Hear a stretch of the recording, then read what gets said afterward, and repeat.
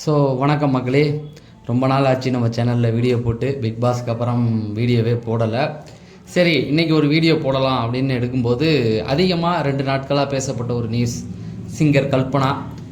Super singer பார்க்குறவங்களுக்கு தெரியும், ஒரு ஜட்ஜாக இருந்தவங்க அப்படின்னு சொல்லி. அவங்க வந்து தூக்க மாத்திரை அதிகமாக சாப்பிட்டாங்க. அதுவும் தெலுங்குலேருந்து தான் இங்கே ட்ரான்ஸ்லேட் பண்ணி சொல்கிறாங்க. ஏன்னா இப்போ அவங்க அங்கே ஹைதராபாத்தில் அங்கே அந்த சைடில் தான் இருக்காங்க. ஸோ தெலுங்கு மீடியாக்கள் போட்டு 2 நாளாக வைரல் ஆகிட்டு இருக்கு. தெலுங்கு சேனல், எந்த யூடியூப் சேனல், நியூஸ் சேனல் போனாலும் கல்பனா பற்றின பேச்சுகள் தான். கல்பனா வந்து சாதாரண ஆள் கிடையாது. அவங்க பிக் பாஸில் கலந்துருக்காங்க. பிக் பாஸில் கலந்துக்கிட்டு அதுக்கப்புறம் சூப்பர் சிங்கரில் வந்து கண்டஸ்டண்ட்டாக இருந்து அதுக்கப்புறம் ஜட்ஜாக வந்திருக்காங்க. இப்படி நிறைய விஷயங்கள் அவங்கள பற்றி பேச வேண்டியிருக்கு. ஸோ எல்லாத்தையும் பேசுவோம். நீங்கள் இன்னும் நம்ம சேனலை சப்ஸ்கிரைப் பண்ணலன்னா சப்ஸ்கிரைப் பண்ணிடுங்க. சரி, நீங்கள் இந்த வீடியோ லைக் பண்ணால் இன்னும் நிறைய பேருக்கு சஜெக்ஷன் ஆகும். அதனால் கண்டிப்பாக லைக் பண்ணுங்கள். ஃபஸ்ட்டு சிங்கர் கல்பனா, இவங்க பாடகின்னு சொல்கிறாங்களே, என்ன பாட்டுங்க அப்படின்னு சொல்லி கேட்டிங்கன்னா, கடவுள் தந்த அழகிய வாழ்வு அப்படின்னு சொல்லி மாயாவி படத்தில் ஒரு பாட்டு வரும். சூர்யா, ஜோதிகா அந்த பிறந்தநாள் சமயத்தில் ஒரு ஹேண்டிகேப் அவங்க தான் வந்து அந்த பாட்டு பாடுவாங்க. சூர்யாவும் கலந்து பாடுவார். அந்த அழகான குரலுக்கு சொந்தக்காரவங்க தான். கடவுள் தந்த அழகிய வாழ்வு, அந்த பாட்டை கேட்டாவே ஒரு பாசிட்டிவான ஒரு வைப் கிடைக்கும். அந்த அளவுக்கு அந்த பாட்டு இருக்கும். அதுவும் தெரியலனா 90s கிட்ஸுக்கு எல்லாத்துக்குமே தெரிஞ்ச ஒரு பாட்டு இருக்குது, பொடா பொடா புண்ணாக்கு அப்படிங்கிற ஒரு பாட்டு ஒன்று இருக்கும் ராஜகிரண் படத்தில். அந்த பாட்டு அவங்க பாடினது தான். அதுதான் அவங்க முதல்ல பாடின பாட்டு. ஸோ அப்பேற்பட்ட கல்பனா தான் வந்து இப்போ ஹைதராபாத்தில் வந்து 3 நாளாக வந்து அவங்க வீட்டுடைய கதவு திறக்கலை அப்படின்னும் பக்கத்தில் இருக்கிறவங்களாம் அவங்களுடைய 2வது கணவருக்கு ஃபோன் பண்ணி சொல்லியிருக்காங்க என்ன ஆச்சு அப்படின்னு சொல்லி. அவரும் ஃபோன் பண்ணால் எடுக்கலை. அப்போ போலீஸ்க்கு இன்ஃபார்ம் பண்ணுறாங்க, வந்து கதவை உடைக்கிறாங்க, மயங்கிய நிலையில் இருக்காங்க. அப்புறம் ஆஸ்பத்திரியில் கொண்டு போய் சேர்க்குறாங்க. சரி, ஆஸ்பத்திரியில் போய் சேர்த்ததுக்கப்புறமேட்டுக்கு என்ன அறிக்கை அப்படின்னா, அதிகமாக தூக்கிற மாத்திரை எடுத்திருக்காங்க அப்படிங்கிற ஒரு செய்தியை வந்து நியூஸ்லலாம் வருது. இதுதான் முதல் கட்டமாக அதிக தூக்க மாத்திரை சாப்பிட்டாங்க. சரி, எதுக்காக அதிக தூக்க மாத்திரை சாப்பிடணும் அப்படிங்கிற ஒரு சில கேள்விகள் வந்தது. அதில் வந்து நிறைய பேர் சொன்னாங்க, அவங்க பொண்ணுக்கும் இவங்களுக்கும் வந்து ஒரு கருத்து வேறுபாடு இருந்தது, அதனால் சாப்பிட்டாங்க அப்படிங்கிற மாதிரி நிறைய விஷயங்கள் வந்தது. அதுக்கப்புறமா அவங்க பொண்ணு வந்து இல்லை அந்த மாதிரி எதுவுமே கிடையாது, எங்கள் அம்மா வந்து நிறைய விஷயங்கள் பண்ணிக்கிட்டு இருக்காங்க, பாடுறாங்க, நிறைய விஷயம் படிச்சுக்கிட்டு இருக்காங்க, பிஹெச்டி பண்ணுறாங்க, மியூசிக்ஸ் அந்த ரியாலிட்டி ஷோ நிறைய கலந்துக்கிறாங்க. அந்த ஸ்ட்ரெஸ் அதிகமாக இருந்தது. ஒரு சில அந்த ஸ்ட்ரெஸ்னால் கொஞ்சம் அதிகமான மாத்திரை எடுத்துட்டாங்க, இப்போ நலமுடன் இருக்காங்க அப்படிங்கிற மாதிரியான விஷயங்கள் பேசப்பட்டுச்சு. ஆனால் இன்றைக்கி அவங்க நல்லா இருக்காங்க அப்படிங்கிற ஒரு செய்திகள் வந்து நம்மளுடைய காதுகளுக்கு வந்துடுச்சு. அவங்க நல்லா தான் இருக்காங்க. அது ஃபேமிலி ப்ரெஷரமாக சில விஷயங்கள் இருந்தாலும் இவங்க லைஃப்பில் வந்து பல விஷயங்களை இவங்க கடந்து வந்திருக்காங்க. ஃபஸ்ட்டு இவங்க வந்து ஒரு மேரேஜ் பண்ணுறாங்க. அந்த மேரேஜ் வந்து அவங்களுக்கு பிடிச்ச மாதிரி இல்லை, கணவர் பிரிஞ்சு போகிறாரு. அதுக்கப்புறம் என்ன ஆகுது அப்படின்னா, அவங்க லைஃபே டவுன் ஆகிடுச்சு. அவர் 2வது கல்யாணமும் பண்ணிக்கிட்டாரு. இவங்க என்ன பண்ணுறாங்க அப்படின்னா, அதுலேருந்து மீண்டு வரத்துக்கு இவங்களால முடியல. அந்த டைமில் இவங்க வந்து பொருளாதார ரீதியாகவும் ரொம்ப கஷ்டத்தில் இருக்காங்க. அந்த மாதிரி நேரங்களில் தான் மலையாளத்தில் ஒரு சூப்பர் சிங்கர் மாதிரியான ஒரு ஷோவில் கண்டஸ்டண்ட்டாக கலந்துக்கிறாங்க. இவங்க அப்பா ராகவேந்திரா சினிமாவில் ஒரு துணை நடிகர், ஆனால் நல்லா இசை அமைப்பாளர், நல்லா பாடக்கூடியவர். ஆனால் ஒன்றும் பெரிய அளவில் சொத்து சேர்த்தரல, மிடில் கிளாஸாக தான் இருந்தார். கரெக்டாக சொல்லணுன்னா, வைதேகி காத்திருந்தால் படத்தில் அழகு மலர் ஆடுற அந்த பாட்டெல்லாம் இருக்குல்ல, அதில் ரேவதிக்கு அப்பாவாக ஒருத்தர் வருவார், அவர் தான் இவங்க அப்பா, ஒரிஜினல் அப்பா. ஸோ இவர் தான் அவங்களுக்கு வந்து இசை கற்றுக்கிட்டு தான். ஸோ அதுக்கப்புறம் தான் ஒரு ரியாலிட்டி ஷோ மலையாளத்தில் கலந்துக்கிறாங்க. அதில் பாடி ஒரு கண்டஸ்டண்ட்டாக கலந்து பாடி 1 கோடி ரூபாய் ஜெயிக்கிறாங்க. ஸோ அதுதான் அவங்களுடைய அந்த வறுமையிலேருந்து அவங்களுக்கு தூக்கி ஒரு மேலே கொண்டு வந்தது அப்படின்னு சொல்லலாம். இதில் இன்னொன்று பார்த்தீங்க அப்படின்னா, அவங்களுக்கு தமிழில் தான் அவங்க பிறந்ததெல்லாம், தெலுங்கில் அவங்களுக்கு நிறைய ஆடியன்ஸ் இருக்காங்க. அது எப்படி அப்படின்னு பார்த்தீங்கன்னா, தெலுங்கில் அவங்க வந்து பிக் பாஸில் கலந்துருக்காங்க. அதாவது தெலுங்கு 2017 ஃபஸ்ட்டு பிக் பாஸ் சவுத்துலேருந்து, அதாவது ஹிந்திலேருந்து சவுத்துக்கு வருது இல்லையா. சவுத்தில் வந்தது முதல்ல தெலுங்கு தான். ஏன்னா ஹிந்திலேருந்து தமிழுக்கு வந்ததுன்னு சொல்லுவாங்க.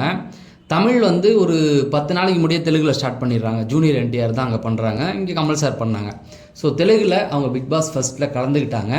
ஸோ அதோடைய ஸ்டேட்டஸ் என்னன்னு தெரியல, ஆனால் அதன் வழியாக அவங்களுக்கு வந்து நிறைய ஆடியன்ஸ் கிடைச்சிருக்காங்க. அதனால தான் இந்த ரொம்ப வைரலாக அவங்க தெலுங்கு பக்கம் போனதுக்கும் காரணம் அதான் சொல்லுவாங்க. தமிழ் தாய்மொழியாக கொண்டு தான் தெலுங்கில் வந்து அவங்களுக்கு நிறைய ஆடியன்ஸ் இருக்கிறதுக்கு இதுதான் காரணம். அதான் தெலுங்கில் வந்து அந்த ரியாலிட்டி இதுலேயும் வந்து அவங்க கலந்துருக்காங்க. இந்த வெற்றிக்கு எல்லாம் அப்புறம் பார்த்தீங்க அப்படின்னா தமிழில் வந்து ரியாலிட்டி ஷோ வருது, ஜட்ஜாவே வருது. சூப்பர் சிங்கர் இன்றைக்கி நம்ம பார்த்துக்கிட்டு இருக்கோம். சின்ன சின்ன பிள்ளைங்கள்லாம் இப்போ பாடிக்கிட்டு இருக்காங்க. ஜூனியர் இது தான் போயிட்டுருக்கு, நல்லா போயிட்டுருக்கு. சித்ராமா, அதுக்கப்புறமேட்டுக்கு இவங்க, அதுக்கப்புறம் மனோ சார், இப்படி நிறைய பேர் ஓட இவங்க வந்து கலந்துக்கிட்டு தமிழில் வந்து மாக்காப்பா, பிரியங்கா இவங்கெல்லாம் நிறைய கவுண்டர்லாம் கொடுப்பாங்க. நிறைய ஷோஸ் வந்து இவங்க தமிழ்லேயும் பண்ணிகிட்டு இருந்தாங்க. ஸோ அப்போ ஜட்ஜ்மெண்ட் கொடுக்குறப்ப கூட ரொம்ப கடுமையான விஷயங்கள்லாம் பேச மாட்டாங்க. ரொம்ப ஒருத்தவங்களை வந்து டிமோட்டிவ்லாம் பண்ண மாட்டாங்க. நீங்கள் பார்த்துருந்தா தெரியும். ரொம்ப சூப்பராகவே பாசிட்டிவாக அவங்கள சொல்லுவாங்க. குறைகளை கூட ரொம்ப பெரிய விதமாக சுட்டி காமிக்க மாட்டாங்க. ஏன்னா அந்த அவங்க போராடி வந்ததே அந்த மிடில் கிளாஸ் ஒவ்வொரு வாய்ப்பும் தேடி தேடி போய் அலைஞ்சி இப்படி தான் அவங்களுக்கு கிடைச்சிருக்கு. அதனாலேயே யாரையுமே வந்து ரொம்ப கஷ்டப்படுத்துகிற அளவுக்குலாம் அவங்க அதை பண்ணியிருக்க மாட்டாங்க. அதுதான் வந்து உண்மை. இன்னும் நிறைய விஷயங்கள் இவங்களை பற்றி போயிட்டுருக்கு. இவங்க சகோதரி ஒருத்தவங்க இருக்காங்க, அவங்க வந்து திருமணமாகி கன்வெர்ட் ஆகிட்டாங்க போல், வேறு ஒரு மதத்துக்கு கன்வெர்ட் ஆகி அதுலேருந்து வந்து அந்த இப்போ இன்றைக்கி ஸ்ட்ரெஸ் எல்லாம் சொல்கிறாங்களே, நிறைய தூக்க மாத்திரை இதெல்லாம் எடுத்துக்கிறாங்க. அதுக்கு காரணம் வந்து நிறைய விஷயங்கள். அந்த ஃபஸ்ட்டு கணவர் போனதுக்கப்புறம் 2வது திருமணம், அதுலேயும் வந்து கொஞ்சம் சரியில்லை அப்படிங்கிற மாதிரி சொன்னாங்க. அதுக்கப்புறம் அவங்க பொண்ணுக்கும் வந்து ஒரு பெரிய பிரச்சனை வந்து நடந்திருக்கு. அது சம்மந்தமான ஒரு சில கேஸுகளும் போயிட்டுருக்கு. அது என்னன்னு பார்த்தீங்கன்னா, அவங்க சகோதரி வேற ஒருத்தவங்க கன்வெர்ட் ஆகி கல்யாணம் பண்ணிட்டாங்க இல்லையா. வறுமையின் உச்சம், அவங்களுக்கு கொஞ்சம் கஷ்டம் இருக்கும் பொழுது தன்னுடைய மகளை வந்து அவங்க வீட்டில் தான் வந்து தங்க வச்சுருக்காங்க. சகோதரி வீட்டில் தான் வந்து தங்க வச்சுருக்காங்க. அப்படி அந்த பொண்ணு வந்து அங்கே தங்க வைக்கும் பொழுது என்ன ஆயிருக்கு அப்படின்னா, சில பாலியல் ரீதியாக வந்து அந்த பொண்ணுக்கு வந்து பிரச்சனைகள் நடந்திருக்கு. அதில் வந்து ஒரு 3 பேர் வந்து சொல்கிறாங்க. அந்த சகோதரியுடைய கணவர் சொல்கிறாங்க, சகோதரியையும் சொல்கிறாங்க. அதுக்கப்புறமேட்டுக்கு வந்து ஒரு மத குரு, அது மதத்தையெல்லாம் நம்ம பேச வேண்டாம், மத குரு, அது அந்த 3 பேர் மேலேயும் வந்து கேஸ் வந்து ஃபைல் ஆகிருக்கு. அதெல்லாம் வந்து இப்போ பேசப்பட்டுக்கிட்டு இருக்கு.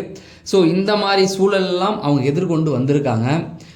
இதிலெல்லாம் தாண்டி தான் வந்து அவங்க வந்து இந்த சினிமாவில் வந்து ரொம்ப சாதிச்சு இப்போ இன்றைக்கி ஓரளவுக்கு வந்து ஃபேமஸாக இருக்காங்க. அப்படி இருக்கும் பொழுது தான் ஸோ அந்த மகளுக்கு தான் நினைக்கிறேன், ஏதோ சில பிரச்சனைகள் வரும் பொழுது தான் அவங்க வந்து இந்த மாதிரி அதிகமாக தூக்க மாத்திரை எடுத்துட்டாங்க அப்படின்னு சொல்லி நியூஸ்லலாம் போட்டாங்க. ஆனால் இன்றைக்கி அந்த செய்திகள் எல்லாம் வந்து பொய் தான். நான் சொன்னது வந்து தான் அந்த பாலியல் ரீதியாக இல்லை, அந்த பொண்ணுக்கும் அவங்களுக்கு எந்த பிரச்சனையும் கிடையாது. கொஞ்சம் அளவுக்கு அதிகமாக தூக்கம் வரல அப்படிங்கிறதுனால அதிகமாக டோஸ் எடுத்துட்டாங்க அப்படிங்கிற மாதிரி தான் உண்மையான செய்தி அப்படின்னு சொல்லி அவங்களுடைய மகளும் சொல்லியிருக்காங்க. மருத்துவ தரப்புலேருந்து அதை தான் சொல்லியிருக்காங்க. ஸோ சீக்கிரம் அவங்க நலம் பெற்று வந்துடுவாங்க. ஏன்னா சூப்பர் சிங்கர் பார்க்குறவங்களுக்கு, அந்த ஆடியன்ஸுக்கு இவங்களை நல்லாவே தெரியும். ஸோ அந்தளவுக்கு ஃபேமஸ்ஸு. அதே போல் மலையாளத்துலேயும் ஏன் இவ்வளோ வைப்பாக போயிட்டுருக்கு, சவுத்தில் ஒரு சிங்கர் தானே அப்படின்னு நீங்கள் கேட்பீங்க. அந்த சவுத்தில் இருக்க எல்லா இதுலேயுமே அவங்க இருந்திருக்காங்க. எல்லாத்துலேயுமே பாடுவாங்க, அது ஒன்று. 2வது தமிழில் ஒரு இதில் ஜட்ஜாகவே இருந்திருக்காங்க சூப்பர் சிங்கில். மலையாளத்தில் கண்டஸ்டாண்டாகவே அதில் கலந்துருக்காங்க. தெலுங்குலேயும் வந்து பிக் பாஸில் கலந்துருக்காங்க. இது எல்லாத்தையும் தாண்டி பாட்டு, இந்த மாதிரி இதில் வந்து மக்களோட ரொம்ப க்ளோஸாக இருக்காங்க. ஆனால் எதான் சொல்கிறேன்ல, பெரிய நடிகர்களுக்கு எல்லாம் சிலருக்கு தெரியும். தெலுங்கில் உள்ள நடிகர் நமக்கு இங்கே தெரியாது, இங்கே இருக்கிற நடிகர் தெலுங்கில் தெரியாது. ஆனால் இவங்கள இந்த சவுத்தில் இருக்க எல்லா இடத்துலையுமே தெரியும். கன்னடாவிலையும் வந்து கிட்டத்தட்ட 3000க்கும் மேற்பட்ட இசை கச்சேரி இவங்க பண்ணியிருக்காங்களாம். ஸோ கர்நாடகா, அதனால் சவுத்து ஃபுல்லாகவே இவங்க ரொம்ப ஃபேமஸான ஒரு ஆள். தமிழ்நாட்டில் எல்லாருக்கும் எப்படி தெரியுதோ அதே போல் தான்.